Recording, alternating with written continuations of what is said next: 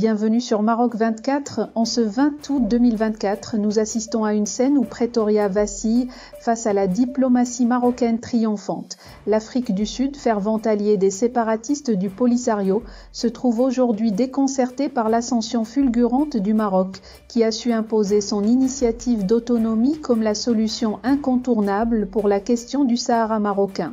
Ce succès retentissant marque un tournant décisif, laissant Pretoria dans l'embarras et renforçant la position du Maroc sur la scène internationale.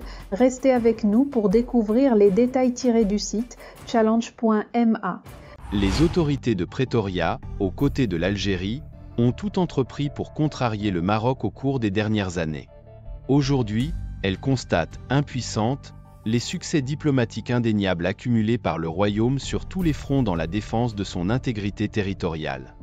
L'Afrique du Sud est sur le point de se rendre à l'évidence et de reconnaître son incapacité à inverser l'actuelle dynamique, largement défavorable aux séparatistes, en dépit des gesticulations clownesques des Algériens, et leur disposition obstinée à tout sacrifier pour repousser la fatalité. Même certains responsables du gouvernement sud-africain commencent à perdre espoir.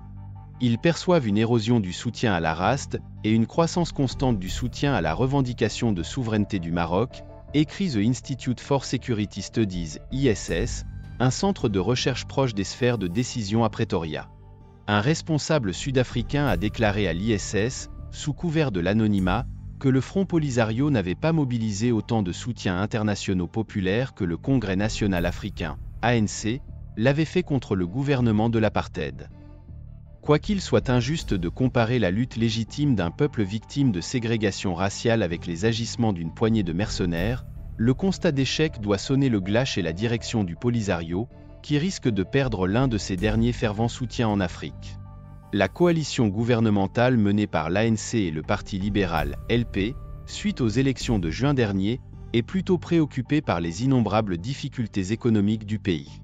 Pour faire partie de la majorité, les libéraux ont obtenu la concession de concentrer les efforts sur la résolution des problèmes domestiques, au lieu de se mêler des crises à l'international.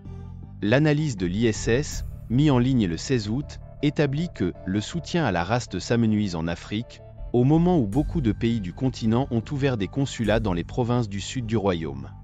Il convient d'ajouter que d'autres ont pris leur distance avec le Polisario et l'Algérie et sont plus proches que jamais d'appuyer la démarche marocaine, dans le sillage de la reconnaissance de la marocanité du Sahara par des acteurs majeurs sur la scène internationale.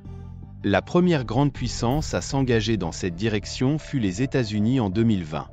Le président de l'époque, Donald Trump, avait officiellement reconnu la revendication du Royaume. L'Espagne, l'ancienne puissance colonisatrice, a soutenu la position marocaine en 2022. Mais le changement potentiel, que d'autres nations pourraient suivre, a été la récente lettre du président français Emmanuel Macron au roi du Maroc Mohamed VI. Dans cette lettre, Macron soutient le plan d'autonomie de Rabat comme seule base pour résoudre le conflit, avoue ISS, dont l'analyse devrait interpeller certaines voix au sein de l'ANC. Reste à savoir combien de temps il faudrait encore à Pretoria pour descendre de ses grands chevaux et accepter la réalité. Quand on connaît l'influence et le poids du Maroc et de l'Afrique du Sud, on peut facilement deviner l'impact d'un changement de paradigme sur l'intégration et le progrès dans tout le continent. Pour rester informé, je vous invite à regarder les vidéos Maroc 24 qui s'affichent sur votre écran.